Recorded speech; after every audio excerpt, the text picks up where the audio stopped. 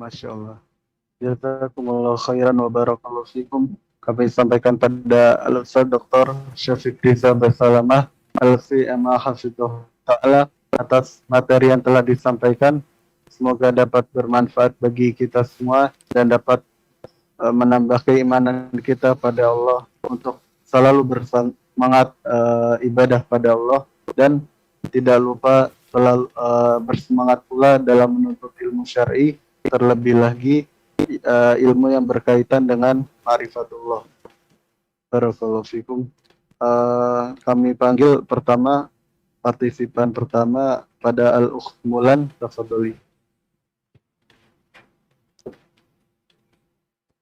Assalamualaikum Ustaz. Waalaikumsalam warahmatullahi wabarakatuh.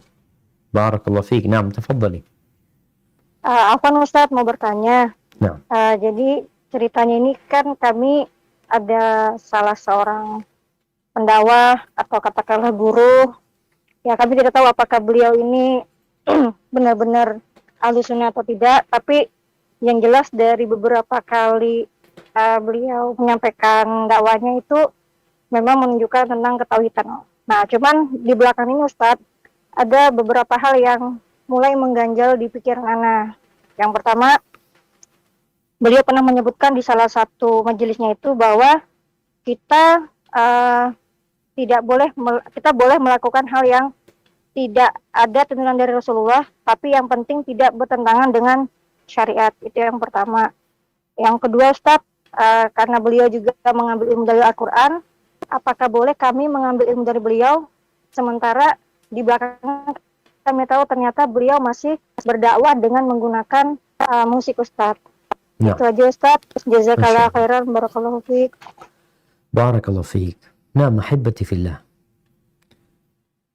Pertanyaan yang penting sebenarnya dalam rangka menjaga ilmu kita, menjaga agama kita, sehingga kala kita belajar, kita perlu tahu dengan guru yang kita mengambil ilmu dari beliau.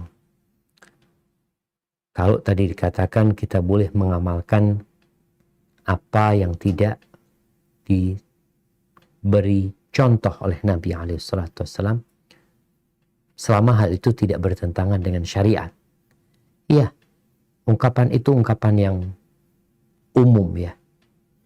Artinya Nabi SAW, beliau memberikan ruang.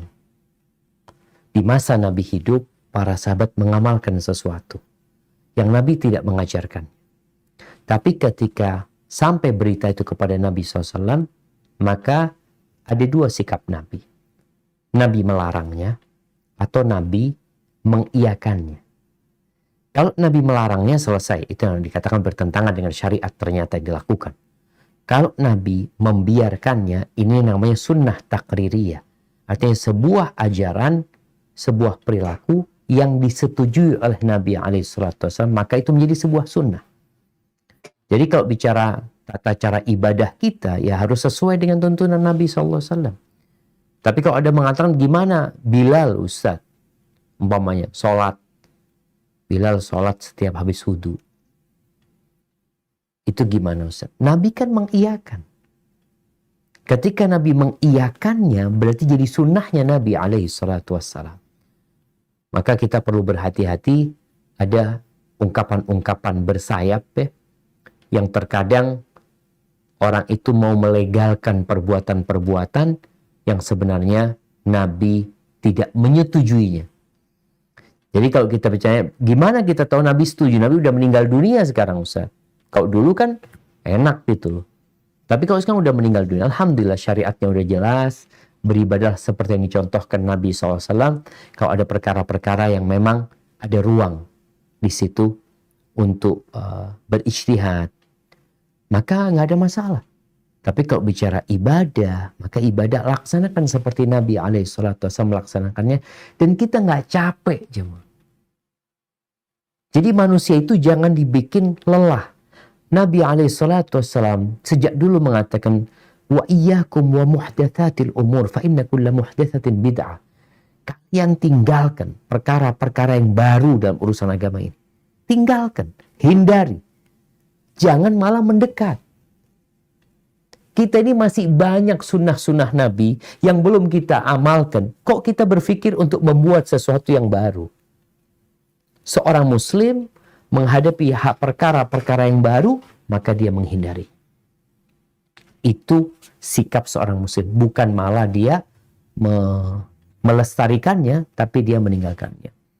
Anda rasa ketika Ustadz menyampaikan seperti itu, apalagi dikatakan tadi, ya dia mungkin berdakwah lewat musik umpamanya, Anda rasa perlu mencari Ustadz yang mengajak kepada sunnah Nabi SAW yang lebih aman buat kita dalam agama kita. Hadza wallahu a'lam bissawab. Nah.